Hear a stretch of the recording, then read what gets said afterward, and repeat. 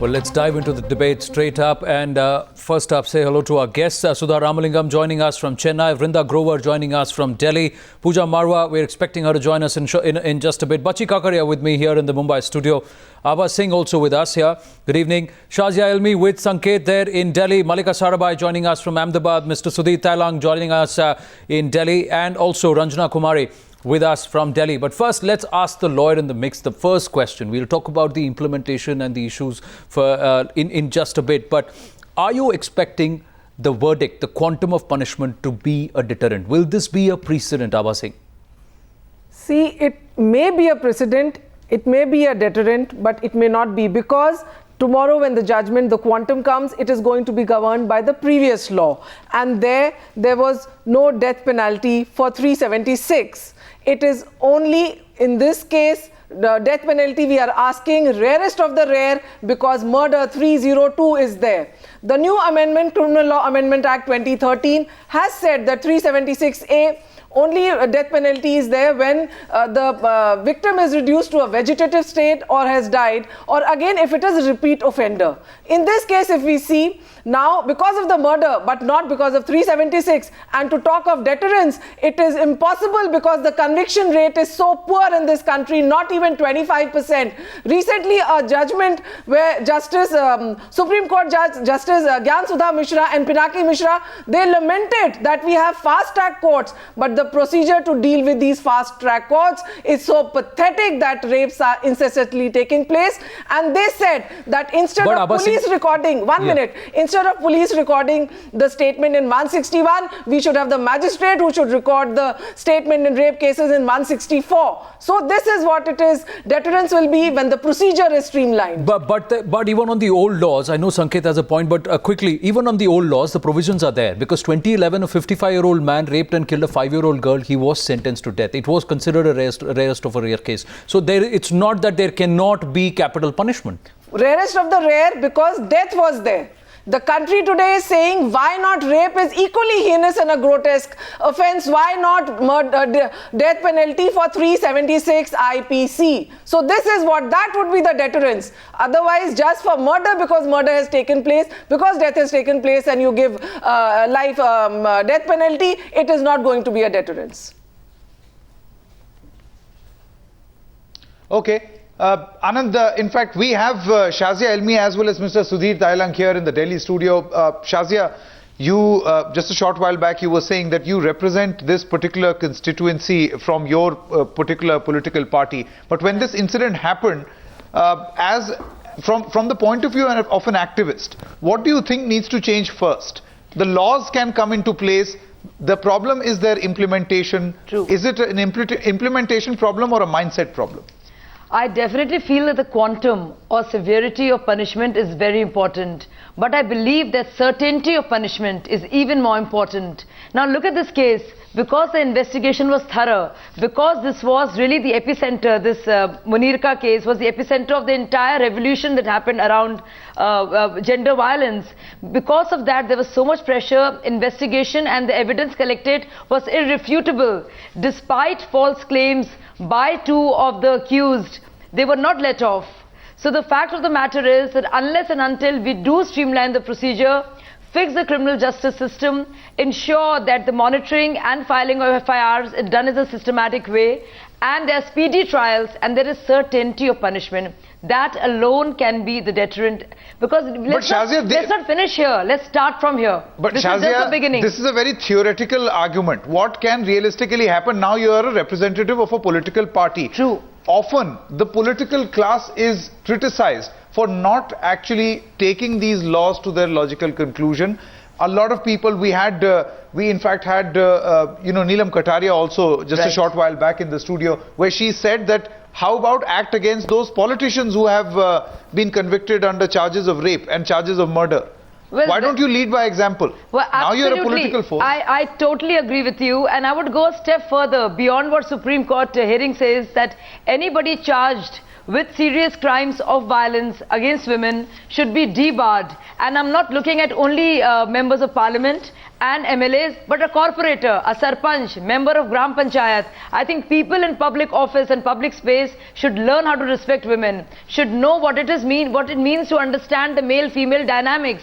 And that should be the track record beyond other parameters whereby they should be judged and voted for. I think it's a very important factor. But you know, and a necessary factor. You know, Shazia, and I'm going to get Ranjana Kumari and Bachi Karkaria in on this. Ranjana Kumari first. You know, we said it was a furor. There should be a precedent. There should be a deterrent. But you know, Ms. Ranjana Kumari, when the next gang rape case happened soon after December 2012, soon after Nirbhaya. So are there lessons learned? And that is the reason why the focus on the quantum of punishment and what precedent this sets, because there needs to be some way they should be afraid, isn't it? Laws have changed, but people are not yet afraid. What happened in Shakti Mills in Mumbai? Well, it is certainly a question of, the society, certainly a question of the mindset, the mentality, question of how women are looked at. They are looked at, object of sexual gratification, whether it is a 1.5-year-old child or a 70-year-old woman. This is the kind of women who have been targeted, the vulnerability of women. So certainly that mindset needs to be changed. And as you see that a lot of young men and women joined us in the protest, and later, certainly, we do hope that future will bring this kind of a change, and it is a generational change. When society starts going through these turbulences, definitely new thinking emerges, and I hope that that thinking will be moving our society towards gender equality. But Sanket, I have another point about this whole case, that two things which are very important to look at is the way fast track is possible, the way 90,000 pending cases, more than 90,000 pending cases can be dispensed of, and justice can be delivered to all those women who are like Nirbhaya waiting for this justice. And secondly, also one more just point, Sanket, that look at the way police could produce such a foolproof investigation methodology. And where was this methodology? Where is that methodology? Which means if they have the will, they can. Other women and other cases. Yes, absolutely. So now, looking at positively from this whole issue, that these two things, A, that police will investigate cases in a very foolproof, positive manner, and also two that points that Ranjana Kumari you are making. Let's go across to Vrinda Grover. These two. Exactly. Let's take these 2 points to Vrinda Grover. Vrinda Grover, Ranjana Kumari makes two very pertinent points here. Number one, the will of the police force. If they want, they can come up with a watertight case. We saw what happened in the case of Nirbhaya. And also the whole issue of fast-track courts. How fast was the fast-track court? In this particular case also, in full media glare, in full public attention, it took 7 months. And 130 hearings. Yes. I just want to make 2 points, and I'll come to the specifics that you've raised. Firstly, death penalty is not a deterrent to any crime. This has been established over and over again. Simply because we are feeling angry and we are very anguished, and everybody is, and certainly the family will have a very, very deep personal agony. We are asking for this. Let us see who are the politicians who asked for it, and what were the remarks they made when Asaram was to be arrested. Those very politicians delayed his arrest, ensured that the system was not allowed to function. So let's not get carried away by these histrionics that are being displayed by the political class today. Secondly, in terms of let's use this as an opportunity to see this case not in isolation, but does it set a benchmark? Does it set a benchmark for the medical treatment to be afforded to a rape survivor victim? Does it set a benchmark for reparations to be provided? Does it set a benchmark for professional police investigation as indicated by Ranjana Kumari? What is a fast track? Does it? In this case, I believe, may I just finish? Ms. Vrinda Grover, does it? Yes, that is what I'm answering. Please listen. Fast track courts doesn't mean that we will not have fair trial, that we will not have due process. If the prosecution presents, in its wisdom, over 80 witnesses, surely each witness will have to be examined, will have to be cross-examined. Statement of accused will have to be recorded. The defense will have a right to produce witnesses. Thereafter, arguments will be heard. So it is going to depend upon the quantum of evidence that is available. It may lead to a large number of witnesses. But an open and shut case, and one that caused such a media furore, Vrinda Grover, and everything was out. All the evidence, everything was out. The police was on top of the investigation, took 130 hearings in 7 months. We don't know how much of confidence we'll have on these kind of fast-track courts. No, and she's talking about it acting at deterrence at multiple levels. Bachi Kakare, do you think it will act as deterrence at multiple levels? No, and the death penalty is not good enough? We are not going to hold trials in times now. We are going to hold them. No, it's not a trial here, Ms. Vrinda Grover. Please don't. You don't need to. Offense is not always the best form of defense. Please understand. Yes, Ms. Karkare, go ahead, please. Not subvert a fair trial. Anand, I completely agree with Vrinda in the fact that fast track cannot be shoddy and slipshod, and because the media is making a big noise, justice has to serve that. I think we've established a very good record in the way we handle our cases. Kasab being a case in point, when everybody was baying for blood, we went through due process, and then finally justice was served. The other point that Vrinda is making about death penalty, personally, if death penalty is your highest punishment, by all means hang the guys. But as far as I'm concerned, I don't believe in it. Not on any bleeding heart grounds, but because I think that death really gives them a very quick way out of the whole thing, and that's the end for it. It's a great public image, psychological, to see someone swing from the gallows. But I think if we could find a way to really make life a living hell for these guys, I think that would be the bigger punishment. If they have to rot in jail, if they are not given any kind of leeway, if they are not allowed any sort of leeway for good behavior, if they are put into solitary confinement, I think that would really be the far bigger deterrent. Malika Sarabhai, you agree, disagree? I agree that a deterrent has to be given, but I don't agree that solitary punishment is what is going to be. What is it that counts for an Indian man? Main marad hoon, meri mardangi, and this sort of nonsense. So if it means you neuter them and then you push them back into society so that they have to live with that humiliation, like this guilt-free women have to live every single day of their lives. They live with these scornful views, they live with these rude comments, they live with this terrible feeling of being raped. We need to make men feel that way. Death is too easy, and in any case, as Vrinda said, death penalties haven't solved any crimes. So I think we need to actually think through what are the things that will shame people, because shame is the only thing that seems to be a deterrent in our society. To come to Malika's point, I think shame really is it, but then shame has to start when you talk to a mindset. I think that shame has to be then shame as much for the bystander who watches women getting molested. I hate this word eve teasing, but having lewd remarks passed against them, or being virtually stripped either with their eyes or physically on the street. I think that shame has to get into the mindset of ordinary people, Again, I don't want to use this word society because it's a faceless word. But I think every individual must feel the same shame. Only then will that mindset change. We were all shamed, we were crying, we were weeping at India Gate when Nirbhaya rape happened. But what about the Mumbai photojournalist rape? In 5 months the same thing happens here. Issue to just shame.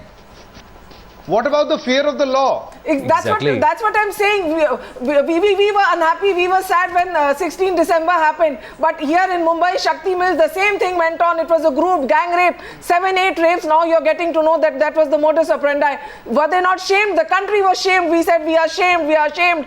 World ratings have gone down. But it doesn't. It is the law of the land. And unless and until there is fear of the law, justice has to be quick, speedy. And it has to be shown that we are going to be strict about it. Only then this rape cases will come down. There has been 1 minute. There has been an 870% increase. How does shaming change the mindset? Mr. Sudhir Thailand. Yes. Mr. Thailand, do you think that by shaming, people who commit rape or who have been accused of committing rape and then they are convicted, are a result of a sick mind? These people are sick. The society should deem them sick. So apart from just shaming them, shouldn't there be a fear of the law? A strong fear of the law? I completely agree with you, Sanket. The thing is that how can you shame shameless people? Exactly. These are completely shameless people. They got What nothing is to shame lose. got to do with this? Shame has got nothing to do you with are it. making it out as But if this Sanket, is we are one, living in a this is country some which is aberrant living group. in 21st century stone age. Anand? No. Am I speaking or somebody else? Yes, yes. No, Please no, go go. We'll just I'm let. saying that Yes, Mr. Talang, Sanket, complete. we are living in a 21st century stone age, India, in which the police has become completely dysfunction, barring this case and many other cases. It's a completely inefficient, ill-equipped, ill-trained and absolutely insensitive and corrupt force in many places. I'm not talking about just Delhi or Bombay. In these places, we have the media, we have so many other So counter... that means, Mr. Thailand, you're talking about deliverables, you're talking about police reforms, you're talking about fast-track courts. I'm saying there is two things Shame which matter. alone Two things which is not matter the going to do most in anything. these cases is one is the police system which has to be reformed. Police force has to be sensitized about these women crimes. You go to a Delhi police thana and you try to just file an FIR, it will be impossible for even a very influential person. For a poor woman or any woman going to a police thana in Delhi, Bombay, just think about small places. Go to Badmer, go to Jaisalmer, go to a place like Muzaffarnagar or places like... You can't even file an FIR. And judicial system, millions of cases are lying there. And see this condition of the courts. If you have to believe it, go there to believe it, what kind of condition these places work. In this kind of condition... That is exactly why... That is exactly why the question, Mr. Thailand, to everyone, the question and we have is... for the first time realized... But one more point that I want to make, Sanket. My point is that every time something like this takes place, do you need 10,000 people to go to India Gate, to go to the streets? Correct. So what do you do? What do you do? That's the question, isn't it? The question is, how do you shame them? How do you act as a deterrent? Because unless there is fear of the law, unless there is fear that is struck, if I am caught, then it's over. The story is over for me. There will not be, people will not stop doing, because... I'll just reply, Sanket, one small thing. As rightly said, that is why the Criminal Law Amendment Act 2013 has 166A of the IPC, which says that public servant who disobeys law, like the police men who don't register their FIR under 154, who don't investigate properly, they can be put behind bars, and the punishment is 6 months to 2 years. I think it was because of this that in the Asaram case, the Delhi police was so quick, it registered an FIR and immediately transferred it to Jodhpur. So it is a strong law, does matter, and it can be seen that how now FIRs are being registered in 376. Yes, a strong law is important because that establishes I'm going to go back, Sanket, to what you said earlier. Malika Sarabhai, just a sec. We'll get Bachi Kakaria here and then I'll bring you back into the discussion. Just hold on. Yes, Abha's point about the strong law is important because it establishes a legal framework. But I think, as is said about everything else, that apart from a strong law, unless everybody at every level of society stands up and shames the person and says this is not going to be allowed. Look at what happened in the case of Keenan. Look at what happened with everything where, you know, people are standing by just watching while a guy is being bludgeoned to death, and this is a guy. I mean, what they do to women is another matter altogether. About the police, which Sudhir brought up, I mean, it's not as if the way Sudhir spoke and said, oh, this is a particular group which needs to be shamed. I don't think this is one small minority aberrant group. It goes right down through society. Your fathers-in-law are raping, your brothers are raping. It cuts across society. It's not rich or poor, wherever. It's not rich or poor. It isn't that at all. I mean, so that is the fearsome thing, that your mainstream society is so casual and blasé about what they themselves are doing to their Let's go across to Sudha Ramalingam, who hasn't spoken as yet. Yeah. Sudha Ramalingam, where do you stand in this particular issue? I think we are having a sort of a debate here whether what is the right way to go forward as far as these cases are concerned. There is one, suggestion that has been given by Bachi Karkaria, who feels that people should be shamed, and that is the way to go forward. There are others who feel that you can't shame shameless people. The law has to be tough. There has to be fast-track courts. The system has to work. If the system doesn't work, nothing works. Or. Absolutely. Yes, not either or. Yes, Sudha I agree with every word. I agree with every word that Vrinda Grover said. she was right when she said that hanging is not going to be a real punishment at all. Doing away with people do not really give room for real punishment. Real punishment could be, in this case, life, which would be without any remission. Life should be life. There was a famous case of Premananda Swami in Tamil Nadu, where he died in the prison. There were 2 consecutive life punishments slapped upon him, and he was also asked to pay more than 61 lakhs of rupees as compensation for the victims. See, what we have got to now think about is real justice to be done to the victim. Victim justice. Do you want Sudha Ramalingam and Vrinda Grover, do you want a sexual assaulter back on the streets? Because we don't want a case wherein you have a juvenile who comes out as an adult and then threatens the same very family whose kid he had actually raped and killed. He threatens the family of assaulting their other child also. Do you want such situations? Do you want the likes of these accused back on the streets? Can I answer this? I think you should. Yes, can I answer One minute. I think you should read. 1 minute. You should read Verma Commission report completely. He has dealt with this in a very, very elaborate manner. He has shown how scientifically also it is not good to punish a juvenile. And forget science, madam. Look at the reality. Vrinda Grover, any woman who's been assaulted has been assaulted and scarred for life. So what is the punishment to those assaulters? I'm sorry if you can't be Vrinda Grover, like this. yes, Sudha Ramalingam, I'll come to you. But the fact is, you cannot think about science when it comes to the modesty of a woman, because most of the women who are watching this will not agree with you. Because a woman who's been assaulted is scarred for life. Is she or isn't she scarred for life? So then what happens to those assaulters? How do you make sure that you don't have many more like this in our society? And these people learn a lesson. They don't come out and threaten others once again and saying that I will get away with it. Nobody's going to do anything. I'll spend a few years in jail and come back and assault more women. Vrinda Grover. No. Yes. And please don't interrupt sorry. if You don't have like to the ensure answer. that people are really reformed. Can I just answer this for a minute? Can I say something? Yes, Vrinda Grover. Sexual assaulters are on the road. Sexual assaulters are in homes, in offices, they are everywhere. So let us not think that we have put sexual assaulters away by punishing 4 men. Let's not be so short-sighted. We're not being short-sighted, Vrinda Grover. We are trying to put the fear in the mind of the sexual assaulters by putting these 4 people away. Don't like the answer. Please listen to what I'm saying properly and then you respond, Vrinda Grover. How do you stop them from doing it? By putting these 4 people away, will you stop other sexual assaulters? You don't.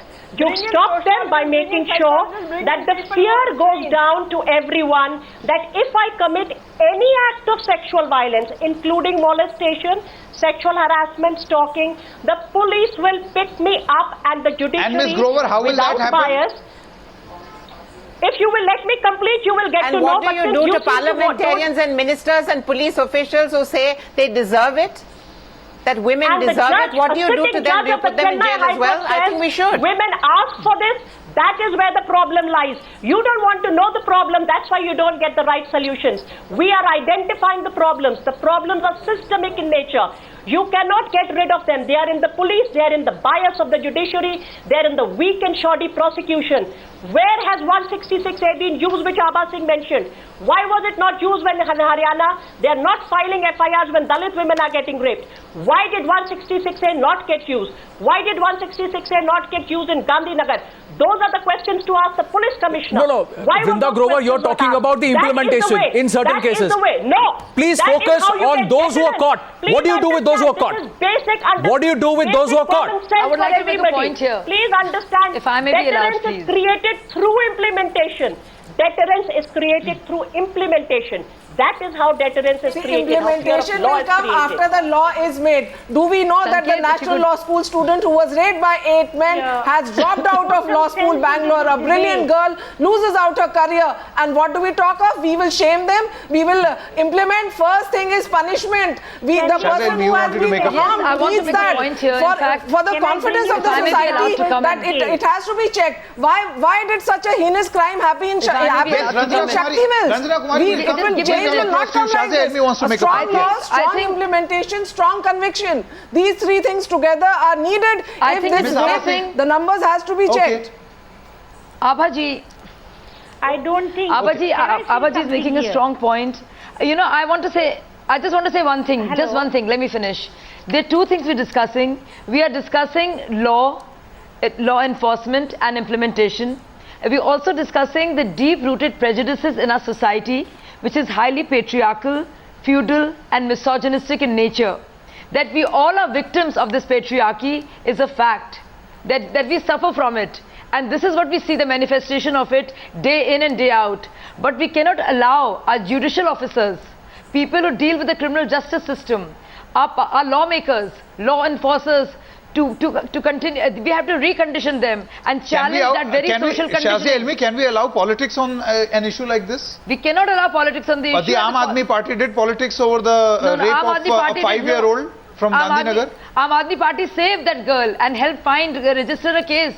Please don't say that. And I think all parties should do what Aam Aadmi Party did. Now that you're making me say it, I think all parties should do and help out. So you admit that you're doing politics over that issue? No, but what is politics is working with people. We'll get Malika Sarabhai and Ranjana Kumari in. Name a BJP or a Congress or any other political party. Helping a rape victim? Registering an FIR, I got two FIRs. Don't make this into a political issue, for God's sakes. It's a good thing. I wish politicians did that. No, he brought this point in. I was not even talking about it. I was not even mentioning it. I was making another point. Please listen to me. This is not about any political party. This is us as a people, as a society. So we're discussing two things and they're not mutually exclusive of each other. Yes, law enforcement, implementation, streamlining a criminal justice system, monitoring our FIRs, ensuring that magisterial inquiry, forensics are in place. Okay. It's important in an immediate level. Okay, Ms. Sarabhai. But deeper prejudices have to be looked at. Yes, Mr. Thailand. Coming across to you. Ms. Sarabhai wanted to make a point a short while back. Yes, Ms. Sarabhai. What I was trying to say is that we are in a crisis of mental sickness in this country as regards women. We need to go on what is traditionally called the war footing. We need to attack at every level, starting from the primary school teacher who starts to make a boy feels that the woman is her entitlement, all the way up to the police commissioners, the judges, the jury, the politicians, the women politicians who in parliament go up to a man and say, "Tumhe chudiya pehna de." What is this if not misogyny? There is no single place where we can afford not to go ahead. Fair point made there. Sudha Ramalingam, you were saying something. Yes, go ahead. When a primary school teacher was murdered by a delinquent student, a juvenile student, nobody asked for capital punishment. When BMW cars actually run over people who are sleeping on the road, we are not asking for capital punishment. When a bar attendant, a lady in the bar was murdered, we did not ask for capital punishment. Only when a middle class, upper middle class girl goes and is affected, we start talking about this capital punishment. No, Sudha Ramalingam, you're wrong there. No, Sudha Ramalingam, you're wrong there. Capital punishment can never. No, Sudha Ramalingam, you're wrong there. It's about women, it's not about Miss Sudha Ramalingam, it's not only about class, it's about women. What are you saying? It's about how can you equate a murder with sexual assault? How can you equate a road rash incident with sexual assault, Sudha Ramalingam? And it's not that. At all points in time, voice has been raised even against the Juvenile Justice Act. I myself just now raised the point that how can you allow a juvenile to just come out back onto the streets and again go ahead and threaten to assault another woman. Let me tell you, I would like to make one point. If the fact is, a Dalit girl or a non-Dalit girl, I'm sorry, we did not know whether she was a middle class. It is about women. I'm sorry, nobody knew. Let me set it straight. Please don't push it. Don't you feel this is exactly the sort of discourse we should not be having? Sanket, did This is anybody... exactly the sort of discourse we should not be having, Mr. Thailand. About all these things. We didn't know that. Nobody knew who Nirvaya was. Half of this country still doesn't know who Nirvaya is. Yes. More than half of this country does not know who Nirvaya is. We did not know which class she There is was no from. class. There is no divide. We did not know her class It's or a caste. case of victimization. No. Yes, Mr. Thailand. Mr. Thailand wants to show a cartoon here. Let me just show this cartoon which will explain the whole thing. Anand, We go did ahead. not know her Mr. class Thailand or wants to caste. show a I'm piece of sorry, very cartoon that he has in his hand. Closing, Yes, can you Mr. come a little close? Yeah, I'll just ask the camera to zoom into that cartoon. Chalo, cartoon बताओ ऐसे भी वो निकली जाओ. Sanket, this is the cartoon which I did. Sanket, I did this cartoon exactly sitting in this place. If you could just hold it up a little. On 29th December 2012, when the Braveheart I remember this. had died. You remember this? Yes. And look at this, in memory of the unknown girl. And this is for the first time. This is an unknown girl. This No is like class, No, no not just class. that. You know, No Malika class. Sarabhai. Sudhir, did you know her caste or class? Not at No, all. Malika Sarabhai, the fact Another is, question. fact is, And I did this cartoon, and for the first time, you realize what is the power of the candle. And Sanket, I want not to just say, that. India, I just No, want to Mr. make one Tailang, point very Mr. clear, Tailang, that we Mr. are Tailang, at all trying to points in find time, we had callers calling in and saying, we are why aren't you trying to naming the person? Why aren't you naming the the Braveheart who lost her life in that December 16 incident? And this is That's the right, answer. absolutely. The fact is, we don't want to give her an identity because she was a woman, and it's not about I want you know to raise name. a very big point over here. I'm sorry, Anand. I wrote this I think just we last still do week, not know what was and her- that is her that name. the more that and it's not for the media to name the woman. It's not for the police to name the woman. But I think a woman in this very, very unfortunate position should begin to consider revealing her identity, because I think that the more that you no, wait a moment. Let me finish, because this is a very sensitive point. I do not want anyone putting words in my mouth and saying that it's not for the media to name and how dare you say it and it's the woman's privacy. This is a decision that only this woman can make, because only she knows the extent of her suffering. But I think that the more we create this area of anonymity, we are endorsing the fact of dishonor and shame. I think we have to talk about this as a heinous crime, and we do not have to doubly punish the woman by inflicting shame and dishonor on her, because that way society assaults her even more. It's not about dishonor. It's the fact that when you have people like Sudha Ramalingam saying that it is because we are selective about class and the origin of the woman, In fact, and that is when we come out and say if a woman's modesty, irrespective of which city, which town, which place and what age, if it is assaulted, it's assaulted, and those who are assaulters need to be punished. That's the point. That is why rule of law has to prevail. They were from Law has to every be strong. section of the society. Yes. Okay. The law has to prevail, and that is why Okay, law let's is get in Ranjana irrespective of Kumari now. caste, Ms. Ava Singh, let's just quickly get in Ranjana Kumari now, who's been wanting to speak for a while now. Can everybody keep quiet for Yes. half a Miss minute? Ranjana Kumari, So I can you wanted say to make a something, point. please? Yeah. Okay. I think this tone and tenor of the debate is reflective of our anger and our, all kinds of frustration that we are suffering because the way system is functioning, the way society is. But let's make sense to the listeners of this program, because the way we are debating it and we are taking points of view will not make sense to what people are trying to understand and listen to what we are saying. Having said that, I just want to make a very quick and small point. That is, in this whole situation, at the moment, has been established that all the 13 charges are going to be, have been established, and rarest of the rare case, Dhananjay was hanged. You remember just some years back. And that was the time we all took the position that, hanging will not help controlling the rape. And today when you look at the way the gruesome and much more gruesome cases are coming forward, do you think hanging Dhananjay has helped in reducing or instilling any kind of fear in the mind of the rapist? Because rape is not just Ms. Ranjana Kumari, I'm sorry, I'm interrupting you here with a question. The question is back at you. I mean, we are all parts The of question is society. back at you. Sanket, just hear me out here. Ms. Ranjana Kumari, do you or do you not want a sexual assaulter to think that if he is caught, he will be hanged, rather than thinking that if he is caught, he will get away with 7 years in prison? Sanket. What is it that you want sexual assaulters to think? That they can be, their offence is punishable by death? Or do you want them to think that they can get away with These it? cases are being reported. Mr. Tyler, That's a good thing. For the first time in the last few months, media has become very powerful. Media is playing an active role in this entire campaign and forcing the governments and system to function for the first time. Mr. Tailang, please hear out Ranjana Kumari.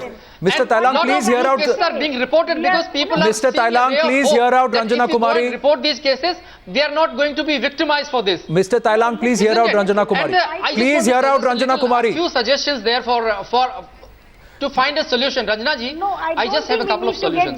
See, the thing Mr. Tailang, please hear out Ranjana Kumari. I'm just saying we that have to run campaigns on television, I'm just newspapers saying that and look, all the everywhere, media. All public spaces. We have campaigns against smoking. In all the train compartments we have, that if you pull chain, you will be punished. This much is totally the... agree with And if you don't buy ticket, if you travel without a ticket, Yes, you will be Ms. Kumari, punished. coming across 6 to you. months jail. Just a minute. Sanket, let me finish it. Yes, please. yes, Mr. I'll just take half a minute. He's making a... I'm saying a very valid point. I'm saying that in the trains you have warnings written there. If you travel without ticket, the punishment is 6 months jail. This much fine. There should be a campaign in each train compartment, every bus, hoardings, newspapers, television. We must have a campaign. If governments can spend billions of rupees on these campaigns like Bharat Nirman and on birth anniversaries and death anniversaries, why can't they spend money on these campaigns? I was about to... Educate people, make them aware about it. This is... create a fear of law about this, that this is the punishment. This is an excellent idea, and I totally second you, Sudhir. Also, and I can do a free campaign for you, an animated campaign. I would like to add to that. We all complain all the time ad nauseum about a society, sickness, perverted mentality. So that has what are the various units of social conditioning? Can we just get some quorum back? Colleges, public spaces, parliament. All these areas, and what Sudhir just said, the government has tons of money for Bharat Nirman. Right, okay, Shazia, just hold on. The solutions that Ranjana Kumari wants to offer. Yeah. No, I just wanted to say that, we're talking about the advertisement. This law, I was in Bhubaneswar, then I went to Hyderabad. We have interacted with lot of people there, and I can tell you the law has not been still percolated down, the one which was created recently after Verma Commission report. People are not able to understand, so certainly awareness building is extremely important. But at the same time, when we're talking about the political class, do you see that none of the serious senior leaders make any statements about what should be done, what ought to have been done, how we can change this society?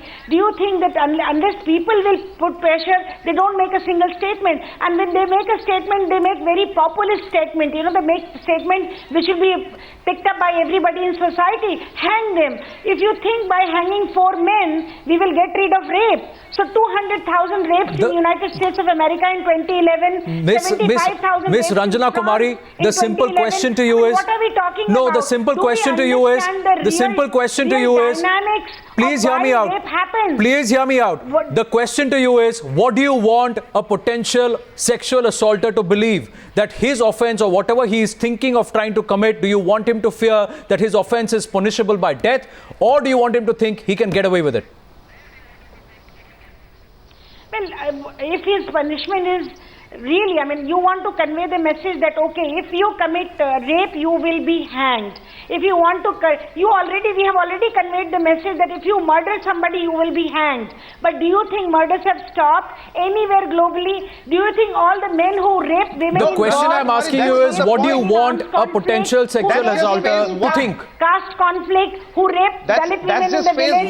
Do you think like the law, the Criminal Law Amendment Act 2013 has already strong implementation. For 20 years of strong laws, better implementation. It is life imprisonment, and life imprisonment means your full natural life. That means at least till 70 years of age he should be behind bars, should be no parole, should not be given any fake, false medical to come and sit in a hospital and carry on his evil practices. So what is required is exemplary punishment, death in the rarest of the rare cases, but in all the cases 10% it should be life imprisonment, and that means full life, not 14 years as has been the practice. And unless and until these strong systems are set in order, and the police officers who don't file the charge sheet, who are guilty, should be also sent behind bars and set up an example. Because if you see the Justice Usha Mehra committee, it did say that Delhi police lacked coordination. Why did this rape take place? Why did the bus keep going in spite of having so many irregularities? So preventive is also required if we want to check this. Final comments, please. Why were the police not there at Shakti Mills when it was already declared a vulnerable area? Because it is really the question to ask is not what was the woman doing there or what was she wearing, but what was the police not doing? That is really the bottom line. Because Abba, when you say that it has to be brought to justice, it can be brought to justice only to the extent that the police have made a watertight case, which is why, as you mentioned, our conviction rate, you said 25% in Maharashtra. It was supposed to be an improvement from 2011 to 2012, and it just rose from 8.1 to 9.2. And even in the first 3 months of this year, it is 15%. I mean, how abysmal is that? Can we crow about it? So it must start at the police level. Yes. The point that you're making, Ms. Karkaria, the point that you are making is that the police this time around had a watertight case. Why can't this be the norm and not the exception? Precisely. That's so the you point that cannot we are in only fact end taking with home the from this judges. particular debate. You have to Sudha start with the Ramalingam, police. Quick closing comments from Sudha Ramalingam. Ma'am, do you feel that at the end of this particular discussion that we are having, you should stop looking at a rape victim from the color, caste, creed? Sure. I would like that we stop Do you think looking these at the divisions are from unfair? The color, caste, creed. Also look at the accused with a real sense of law and not with all these passions and sentiments. Having said that, I would also like to add this as a last comment. In a country of Buddha, in a country of Mahatma Gandhi, in a country where the Rajiv Gandhi assassins were asked to be given clemency by none other than his wife and daughters, daughter and son, I think it is the spirit with which we'll have to look at the accused and also ensure that there is reformation, there is deterrence, there is no... Sudha Ramalingam, say that to an assault victim. Sita, where Ram took a thing and destroyed Lanka simply for Sita. Let us come to this. This country has kept women on such a high pedestal. For Sita, the war was fought, Lanka was destroyed. For Draupadi, Mahabharata took place. You have to respect... No, but you have to respect women in this country. Let's not digress. Law of the land has to be upheld. Let's not digress. Closing comments from all our guests, and as we wind up this discussion, everybody is looking towards that quantum of punishment come Wednesday. Irrespective of the points of view, you have to think, how do you stop and deter sexual assaulters? It has to be strict punishment. There needs to be fear of law, and of course there needs to be better implementation. To all our guests, thank you very much for joining us on the Newshour Debate.